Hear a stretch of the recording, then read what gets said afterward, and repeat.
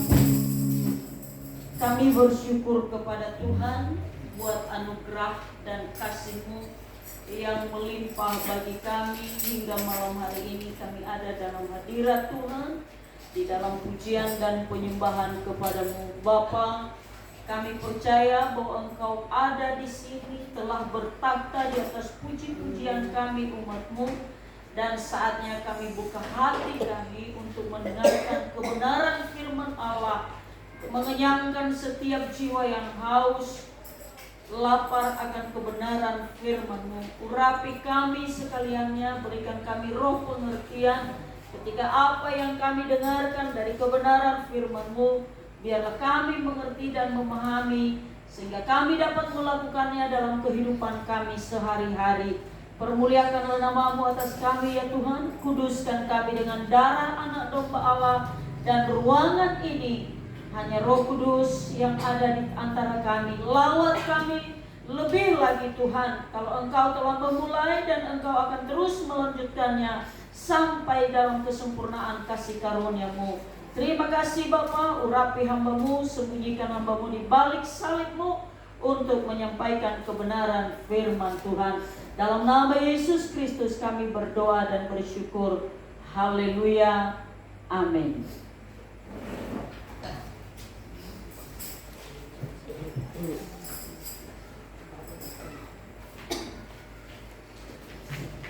Shalom bagi kita semua. Shalom. Selamat malam. Selamat beribadah malam hari ini, yaitu di dalam ibadah pujian penyembahan.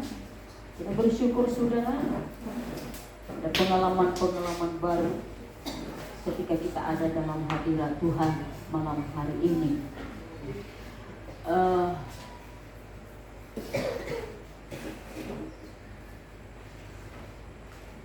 Satu hal yang harus kita perhatikan dengan baik adalah bagaimana kita menjaga hubungan kita dengan Tuhan, bagaimana kita menjaga roh doa dan penyembahan itu di dalam hati kita sehari-hari, bukan saja hanya di tempat ini, bukan hanya di dalam gereja.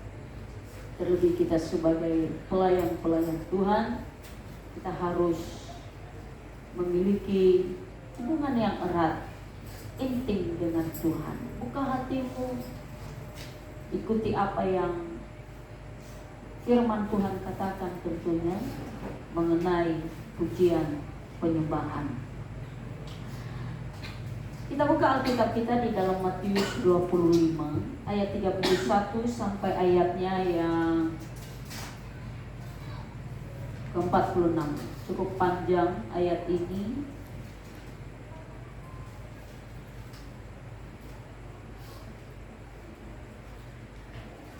Kasih yang melayani dan melayani di dalam kasih.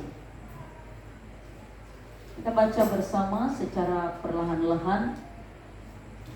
Saya ayat-ayat yang ganjil dan saudara sekalian di ayat yang benar. Kita nanti akan bersama di ayat yang terakhir.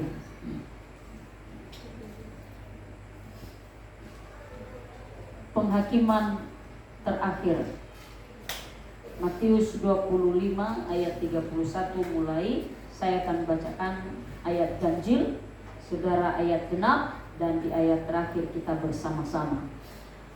Apabila Anak Manusia datang dalam kemuliaannya dan semua malaikat bersama-sama dengan Dia, maka Ia akan bersemayam di atas takhta kemuliaannya. Lalu semua bangsa akan dikumpulkan di hadapannya, dan Dia akan memisahkan mereka seorang daripada seorang, sama seperti gembala memisahkan domba dari kambing. Dan Ia akan menempatkan domba-domba di sebelah kanannya dan kambing-kambing di sebelah kirinya. Dan Raja itu akan berkata kepada mereka yang di sebelah kanannya, "Mari, hai kamu yang diberkati oleh Bapa-Ku, terimalah kerajaan yang telah disediakan bagimu sejak dunia dijadikan. Sebab ketika aku lapar, kamu memberi aku makan. Ketika aku haus, kamu memberi aku minum. Ketika aku seorang asing, kamu memberi aku tumpangan. Ketika aku telanjang, kamu memberi aku pakaian. Ketika aku sakit, kamu merawat aku. Ketika aku di dalam penjara, kamu mengunjungi aku."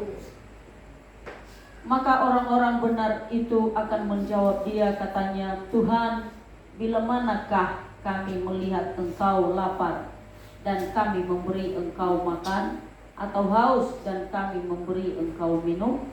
Bila manakah kami melihat engkau sebagai orang asing dan kami memberi engkau makanan, atau telanjang dan kami memberi engkau pakaian?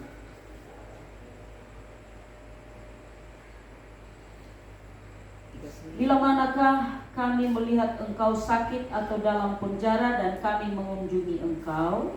Dan raja itu akan menjawab mereka, Aku berkata kepadamu, sesungguhnya segala sesuatu yang kamu lakukan untuk salah seorang dari saudaraku yang paling hina ini, kamu telah melakukannya untukku.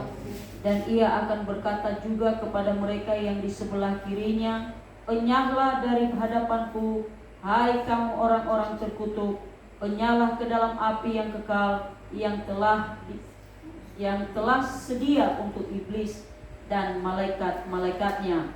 Sebab ketika aku lapar, kamu tidak memberi aku makan. Ketika aku haus, kamu tidak memberi aku minum. Ketika aku seorang asing, kamu tidak memberi aku tumpangan. Ketika aku telanjang, kamu tidak memberi aku pakaian. Ketika aku sakit dan dalam penjara, kamu tidak melawat aku.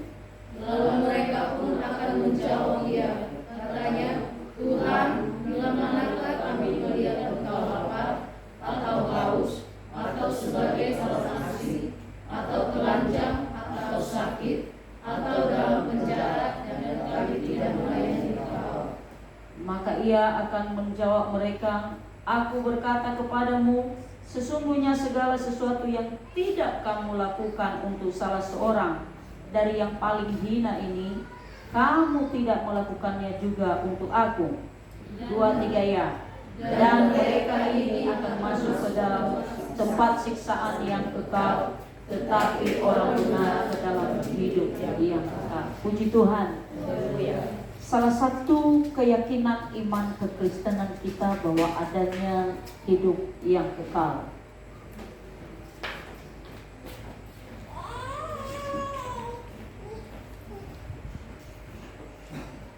Yaitu terdiri dari 2 saja tempat, yaitu surga dan neraka. Saudara, di dalam pembacaan kita malam hari ini, kita memperhatikan dengan baik.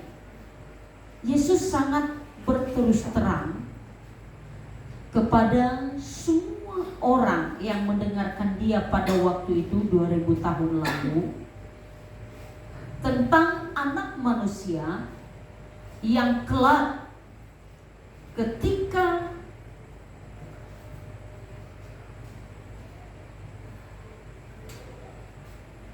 selesai masa 1000 tahun damai, maka ia tampil sebagai raja. Di atas takhta ia bersemayam dalam kemuliaan. Anak manusia yang dimaksudkan adalah Yesus itu sendiri. Ia berkata-kata kepada orang-orang pendengarnya pada waktu itu. Ia sedang mengungkapkan sesuatu apa yang tidak diketahui oleh mereka dan bahkan juga kita hari ini tentang akhir daripada dunia ini. Ada penciptaan yang baru, langit dan bumi baru. Dan ketika itu telah terjadi, maka anak manusia itu tampil, yaitu Yesus Kristus Tuhan sebagai Raja yang menghakimi semua umat manusia. Sekali lagi, semua umat manusia. Di ayat 32 di sana dikatakan, lalu semua bangsa akan dikumpulkan di hadapannya. Menurut eskatologi, bahwa nanti ketika menjelang selesai akhir masa 1000 tahun damai di dunia ini, maka iblis yang telah dirantai selama 1000 tahun dilepaskan sesaat. Lalu ia mengerahkan semua orang-orang yang berdosa untuk melawan anak manusia itu, untuk melakukan peperangan terakhir. Ia mencoba merebut kembali sesuatu yang telah ia inginkan sejak dari semula, yaitu kekuasaan.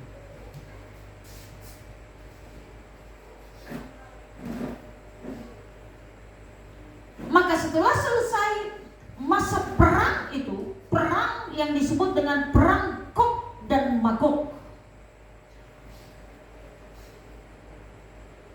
dan tentunya kalau kita melihat di dalam kitab Wahyu, perang itu dimenangkan oleh anak manusia, yaitu Yesus Kristus. Setelah selesai, kemenangan itu telah penuh dikuasai oleh Yesus, maka ayat 32 terlaksana. Ia mengumpulkan semua bangsa. Semua bangsa. Mari kita melihat apa itu kata semua bangsa dari terjemahan King James.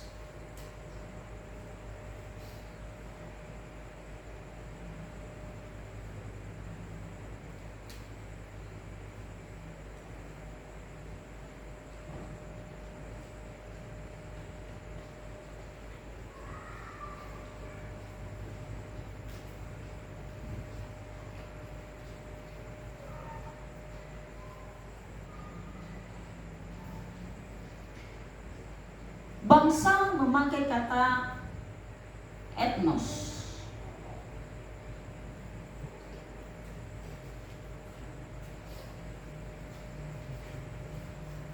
Ini berbicara tentang semua orang yang hidup, tidak terkecuali semua orang yang telah lahir dari keturunan Adam. Entah agama apapun dia,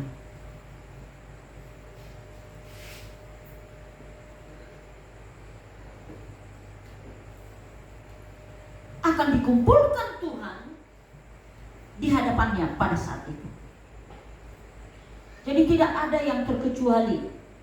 Walaupun di dunia ini banyak yang mengaku di sana nanti di surga mana aku begini dan begitu, kita tidak tahu. Yang jelas di dalam Alkitab dikatakan bahwa tidak terkecuali semua manusia, semua umat manusia akan menghadapi Raja di atas segala raja itu, yaitu Yesus Kristus, dalam penghakiman tahta putih. Apa yang dilakukan Yesus pada saat itu? Dan ia akan memisahkan mereka seorang daripada seorang, sama seperti gembala memisahkan domba dari kambing. Dipisahkan.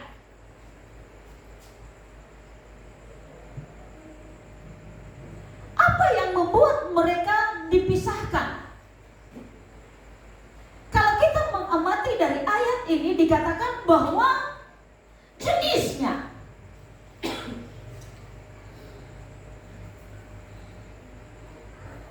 Walaupun ternak ini sering disatukan namanya, kambing domba.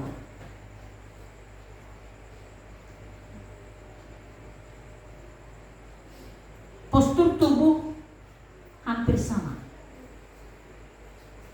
Bulu berbeda, tanduk berbeda, pola dan laku kehidupan mereka, karakter mereka berbeda. Meskipun dalam penggembalaan seorang gembala ternak ini, baik kambing dan domba, digiring secara bersamaan.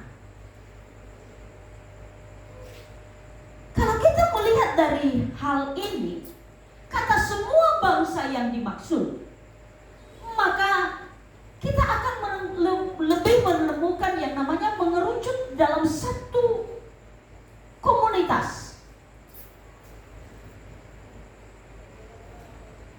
yaitu penggembalaan.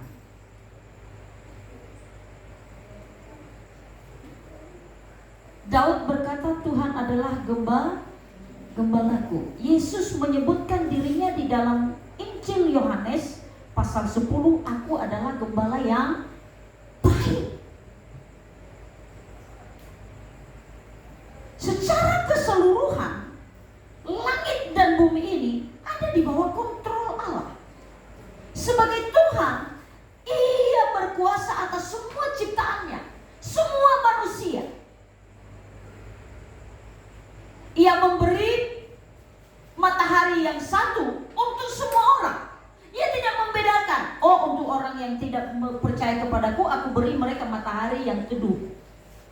Lalu untuk yang tidak percaya kepadaku, aku berikan kepada mereka matahari yang begitu terik. Tidak. Secara umum, secara keseluruhan dunia ini digembalakan oleh Allah, dipelihara oleh Allah dalam kasih-Nya.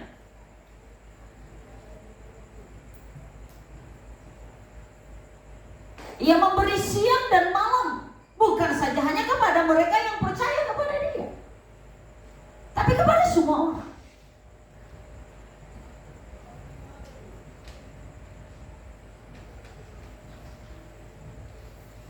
Tapi semua orang satu ketika akan menghadapi yang namanya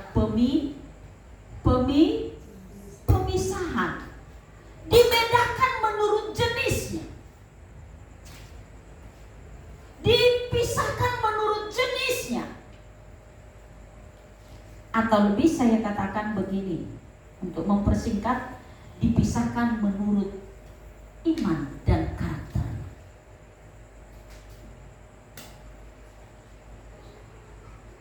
Ayat 33.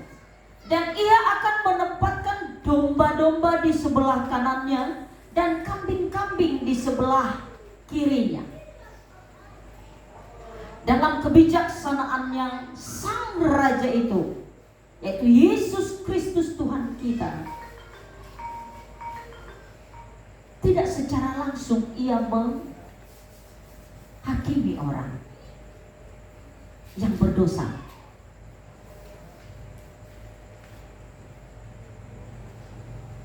Saya pernah sampaikan kepada kita, ketika saya dan saudara menjadi percaya kepada Tuhan secara pribadi, mengenal kasih karunia Allah, Allah tidak memisahkan kita dari dunia ini.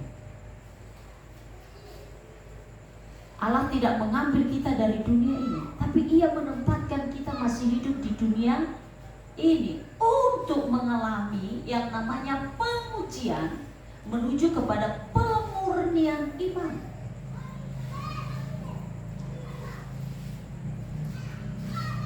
Tapi di hadapan Tuhan, dengan teliti oleh kebijaksanaannya, oleh keadilannya, Ia memisahkan. Ada yang di sebelah kanan, ada yang di sebelah kiri. Kalau Allah sendiri punya karakter atau punya sifat yang seperti ini, jangan heran di dunia ini, saudara, kalau saudara menemukan Anda dibedakan oleh orang lain menurut sifat kita dibedakan. Perlakuan kita terima secara berbeda menurut sifat dan karakter kita.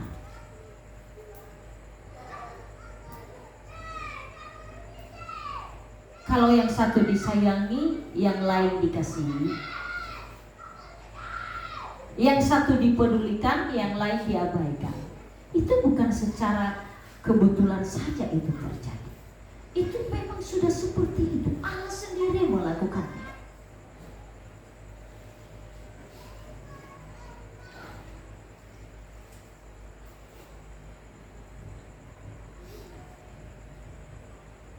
Bukan berarti saya sedang mengajarkan kita membeda-bedakan orang, bukan. Perlakuan kita terhadap seseorang. Kalau di rumah seorang ibu atau ayah sepertinya lebih memperhatikan seseorang dari antara anaknya. Jangan berkecil hati, perbaiki sikap dan karakter sehingga Anda mendapatkan perhatian yang benar.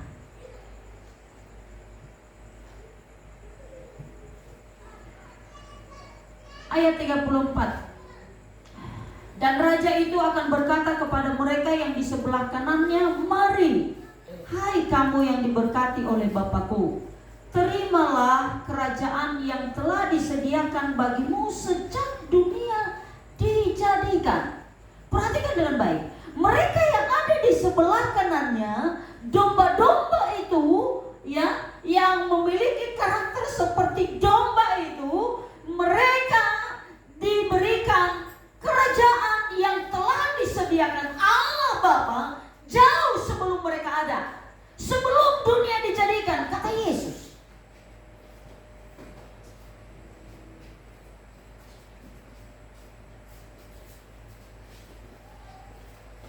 Kerajaan seperti apa? Kalau kita melihat kitab Kejadian dan kitab terakhir, yaitu Wahyu pasal 22 itu. Jadi Kejadian pasal 1, pasal 2, Wahyu 21-22. Di situ kita menemukan yang namanya kerajaan yang dimaksudkan oleh Yesus. Ada korelasi di sana. Ada Taman Eden yang disediakan oleh Tuhan, di mana Allah berfirman kepada Adam, "Berkuasalah dan taklukkan semuanya itu." Tapi Adam itu gagal. Lalu Adam kedua hadir, yaitu Yesus Kristus. Oleh penebusannya manusia itu diberi kesempatan lagi hidup di hadapan Allah. Dan kelak kerajaan yang diperuntukkan bagi manusia sejak semula dalam master plan-nya Allah sejak awal diserahkan kepada kita di dalam langit dan bumi baru.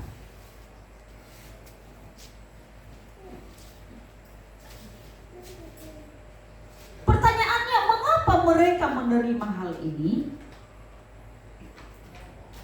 Mari, apa yang menjadi alasan bagi Allah, bagi Yesus Kristus menyerahkan kerajaan yang telah disediakan itu bagi mereka yang ada di sebelah kanannya, yaitu domba-domba itu? Ayat 35 sampai ayat 36. Sebab ketika aku lapar, kamu memberi aku. Ketika aku haus, kamu memberi aku. Ketika aku seorang asing, kamu memberi aku tumpangan. Ketika aku telanjang, kamu memberi aku pakaian. Ketika aku sakit, kamu melawat aku. Ketika aku di dalam penjara, kamu mengunjungi aku.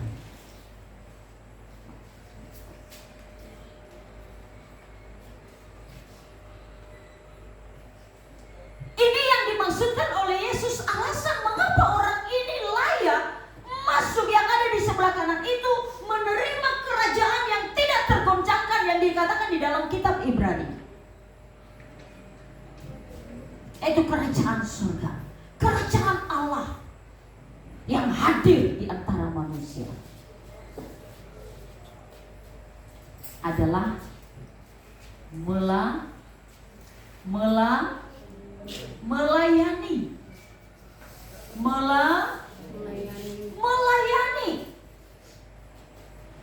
Melayani siapa? Melayani Tuhan. Pelayanan seperti apa? Lalu orang-orang ini menjawab. Maka orang-orang benar itu akan menjawab, dia katanya, "Tuhan, bila manakah kami melihat engkau lapar dan kami memberi engkau makan, dan haus dan kami memberi engkau minum? Bila manakah kami melihat engkau sebagai orang asing dan kami memberi engkau tumpangan, atau telanjang dan kami memberi engkau pakaian? Bila manakah kami melihat engkau sakit atau dalam penjara dan kami mengunjungi engkau. Ayat 40. Dan raja itu akan menjawab mereka, aku berkata kepadamu, sesungguhnya segala sesuatu yang kamu lakukan untuk salah seorang dari saudaraku yang paling hina ini, kamu telah melakukannya untuk aku.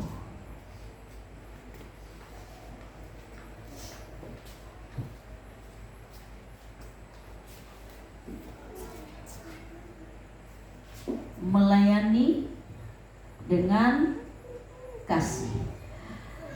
Jadi konsepnya begini, kita sebagai pelayan menganggap bahwa pelayanan yang kita lakukan itu kepada Tuhan kita, yaitu dalam hal ini Tuhan Yesus Kristus. Tapi Yesus katakan, kalau kamu benar-benar melayani aku, maka kamu melakukannya, mewujud nyatakannya kepada orang yang paling hina ini. Jadi hubungan erat antara melayani Tuhan dengan mengasihi sesama itu seperti dua sisi mata uang. Tidak bisa dipisah. Satu saudara.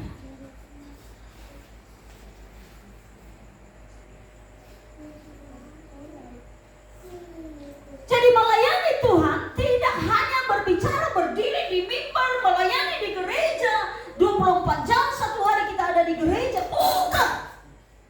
Tapi bagaimana kita melakukan, mewujud nyatakan kasih kepada orang-orang yang terhina.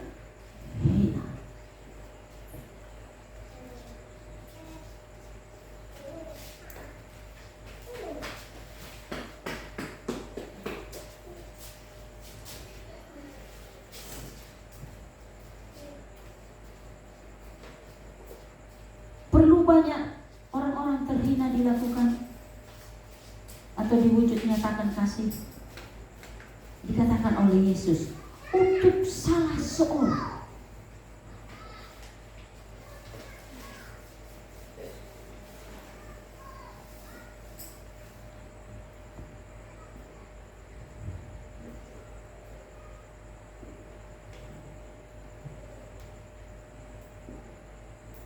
Salah. Gak usah dulu mimpi besar. Aku akan melakukan ini dan itu. Aku akan menunjukkan ini dan itu kepada semua orang. Aku akan mengasihi mereka semua. Kalau aku tolak ukurnya bukan itu.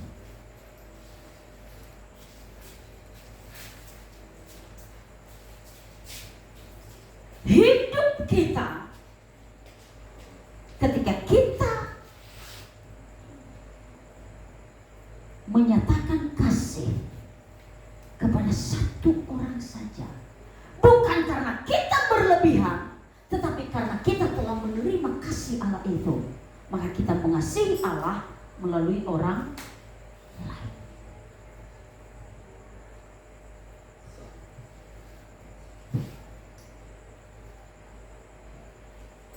Yesus tidak menjelaskan berapa lama orang-orang ini harus memberi mereka makan yang lapar itu, mengunjungi mereka yang ada dalam penjara, yang melihat mereka yang sedang sakit. Yesus tidak menyebutkan berapa lama. Tapi ia menunjukkan kepada kita jumlah. Salah seorang. Satu orang saja pun. Lakukanlah itu berdasarkan kasih Allah. Kalau kita berkata aku mengasihi Allah, lalu aku melayani Allah, tapi kita mengabaikan sesama kita, maka itu adalah sesuatu yang salah.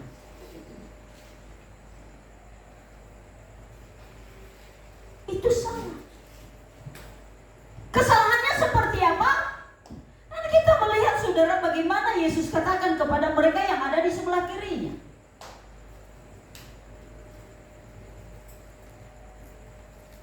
Jadi alasan bagi Yesus untuk membawa orang-orang yang ada di sebelah kanannya itu masuk di dalam kerajaan surga adalah ketika mereka melayani Tuhan melalui kasih yang mereka tunjukkan kepada sesama.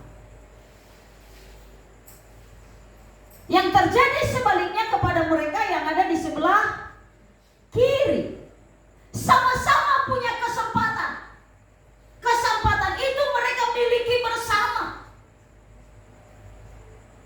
Tapi pola pikir yang membuat mereka berbeda untuk bertindak.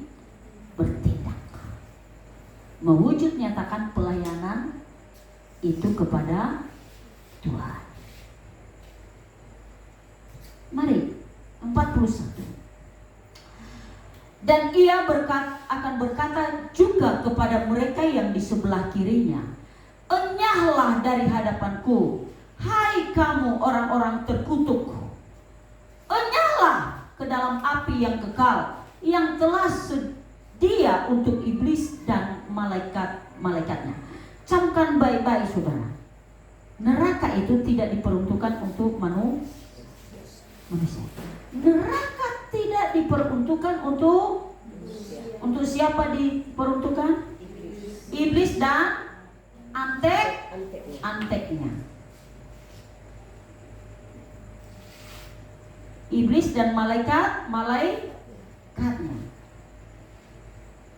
Jadi saudara, sangat disayangkan kalau orang-orang pergi bertanya kepada kuasa kegelapan, meminta tolong kepada si jahat untuk membuat dia diberkati dan lain sebagainya. Sangat disayangkan itu. Orang dia penghuni neraka. Jadi neraka itu, ya, api yang kekal itu tidak diperuntukkan atau tidak disediakan sejak dari semula. Dalam rencana Allah tidak ada manusia yang direncanakan oleh Tuhan masuk dalam tidak apa? Jadi camkan itu di hatimu. Katakan kepada Tuhan, Tuhan, aku bersyukur karena Engkau telah menjadikanku manusia, ciptaan yang paling mulia. Ajariku untuk bertahan masuk di dalam kerajaan surga. Mengapa saudara? Saya dan saudara tidak sedarah dengan iblis. Tidak ada gennya iblis di dalam tubuh kita. Sehingga saudara perlu membantu dia, menolong dia ikut masuk ke neraka. Sekali lagi saya katakan, saudara, saya dan saudara diciptakan oleh Tuhan. Tidak ada gen, tidak sedarah kita dengan iblis. Jadi mulai dari sekarang, hindari dirimu untuk menolong iblis, membantu dia merame-ramekan masuk ke dalam neraka. Sudah dengar? Saya berharap jemaat dan pelayan jemaat GPD Revival memperhatikan hal ini. Ubah perilaku, ubah pola pikir. Saya dan saudara diperuntukkan Tuhan untuk masuk dalam kerajaan surga, bukan ke dalam neraka. Perhatikan baik-baik apa yang Yesus katakan. Api yang kekal yang telah sedia untuk iblis dan malaikat-malaikatnya. Jadi bukan untuk manusia. Kalau manusia pada akhirnya masuk dalam neraka, itu adalah karena kerelaan hati sendiri. Oleh karena itu saudaraku, percayalah bahwa ketika saudara memiliki sifat-sifat seperti iblis, saudara sendiri yang pergi belajar dengan dia. Ya, saudara sendiri yang memberikan waktu untuk belajar kepada si iblis. Jadi saudara bukan saudaranya, apalagi anaknya iblis. Ya,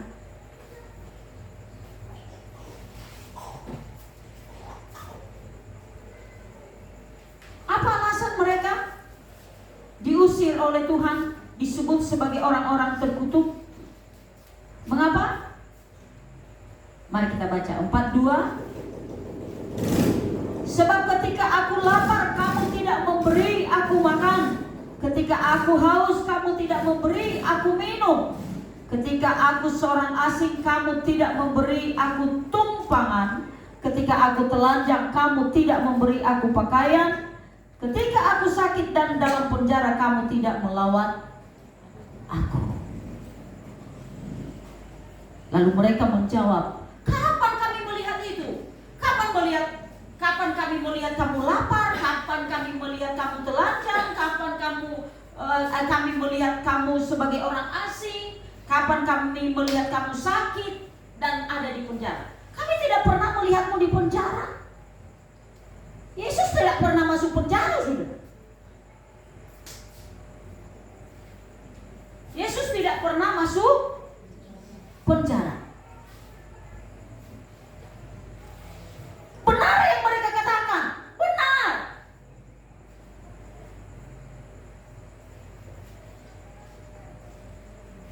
Argumen mereka bagus sekali.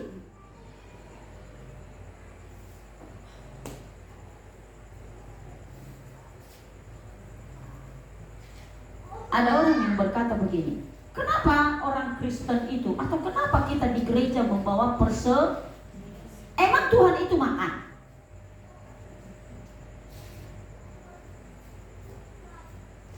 Ada yang berkata begini, ketika kita membawa perpuluhan di gereja, gembalanya yang jadi kaya raya. Jemaat gak punya mobil Alphard, gembalanya punya jet pribadi.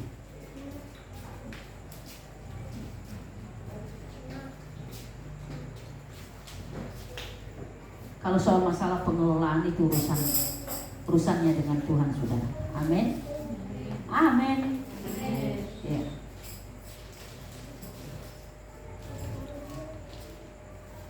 Lalu Yesus menjawab, ketika kamu melihat orang yang paling hina dan kamu tidak menunjukkan kasih kepada mereka, sesungguhnya pada saat itu juga kamu tidak pernah melayaniku.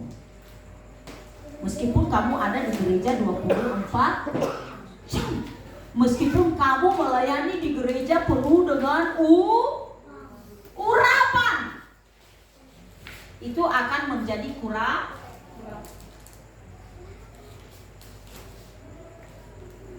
Loh iya. Saudara tahu salah satu cara untuk mengobati penyakit kulit adalah pemanasan. Dilaser dengan panas supaya mati bakteri. Lihat di dalam api neraka, mati bakterinya di sana karena terlalu banyak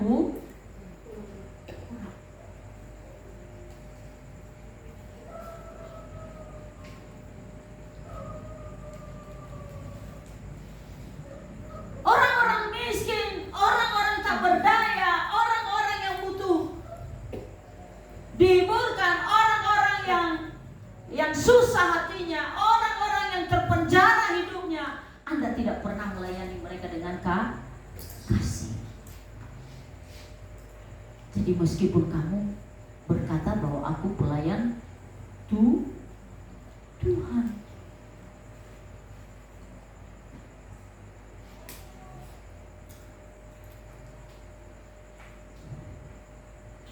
dan mereka ini akan masuk ke tempat siksaan yang kekal. Berapa hari mereka disiksa? Berapa hari? Berapa hari?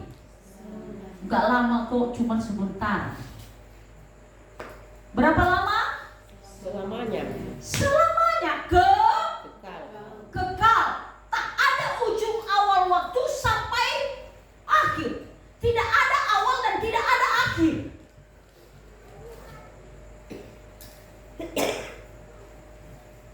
Terus menerus.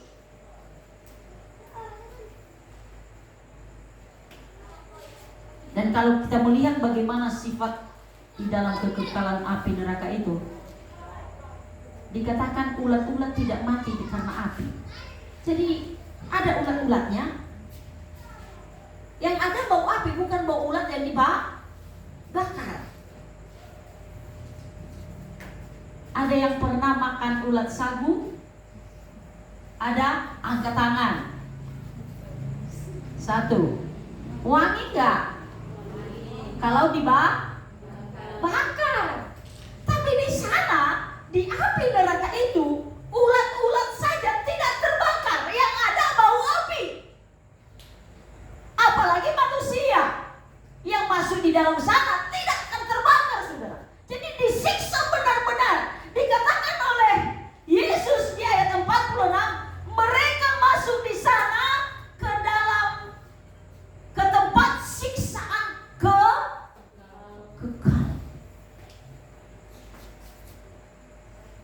Jadi percaya Yesus tidak cukup. Saya mau katakan, percaya kepada Yesus tidak cukup untuk membawa kita masuk ke dalam, tapi melakukan apa yang engkau percayai dari Yesus, menuruti yang engkau percayai itu. Kalau engkau percaya kepada Yesus dengan sepenuh hati, maka setiap perkataan firman yang dikatakan oleh Yesus, lakukan itu. Kalau Ia menyuruh kita mengasihi sesama, kasih sesama. Kalau Ia menyuruh kita mengampuni sesama, ampuni sesama. Kalau Ia menyuruh kita melayani sesama, layani sesama. Kalau Ia menyuruh kita saling merendahkan diri satu dengan yang lain, rendahkan dirimu dengan sesamamu manusia. Katakan amin. Amin. Amin. Amin. Satu ketika ada perbedaan, saudara, dipisahkan. Jadi kalau di dunia ini Anda dibedakan, gak apa-apa. Itu memang seperti itu. Kita dibedakan sesuai dengan contoh. Aku bekerja sebagai karyawan Ibu Inafina. Aku bekerja kepadanya 24 jam satu hari. Lalu ia memberikan aku upah setara dengan upah Dirtiana, sementara Dirtiana hanya bekerja 6 jam satu hari. Kira-kira bagaimana? Cocok? Cocok atau tidak? Tidak.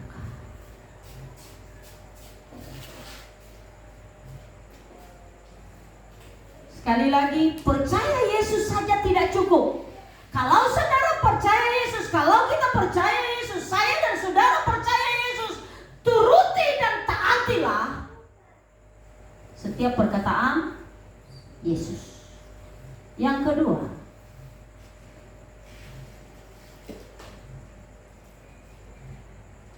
beribadah kepada Tuhan. Entah itu 7 hari dalam satu minggu, 24 jam satu hari, Anda melakukannya, itu tidak cukup. Tapi bagaimana kita melakukan apa yang telah kita rasakan dalam ibadah itu?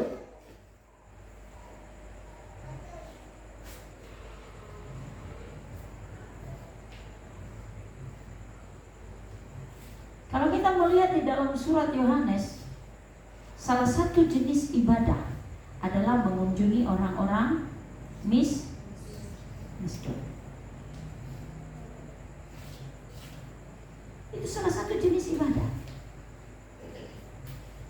Kalau Paulus mengatakan di dalam Roma, mempersembahkan seluruh tubuh, roh, jiwa, dan tubuh dalam sifat yang dibaharui, berubah oleh pembaharuan budi. Bukan sekedar dibawa saja ke dalam gereja. Masa aku mabuk, kerjanya mabuk aja.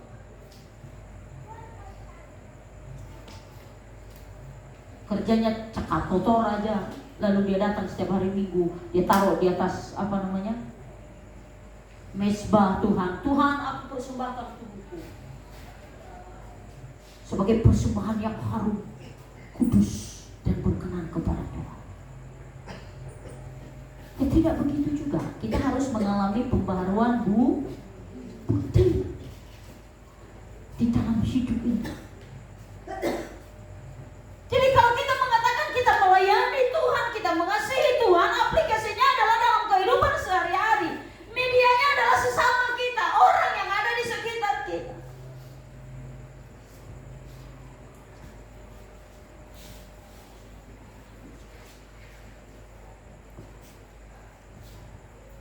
Ada seorang tokoh di Indonesia, seorang desainer terkenal, desainer batik. Ketika ia ditanya begini, Bunda,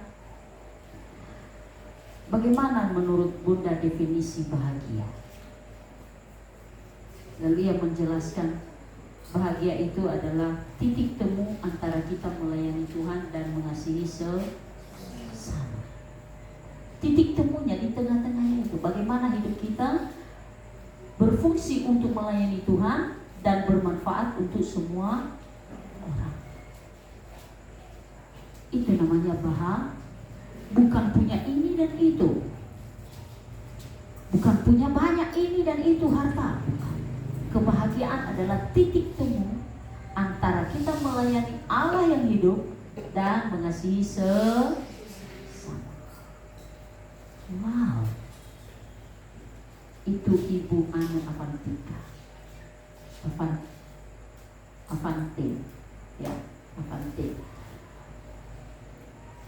seorang desainer kelas dunia, walaupun orang Indonesia dalam hal batik. Mari saudara,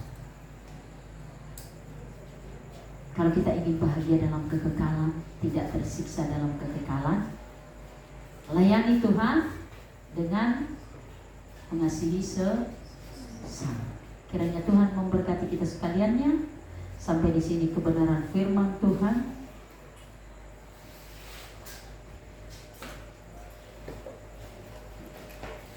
Haleluya.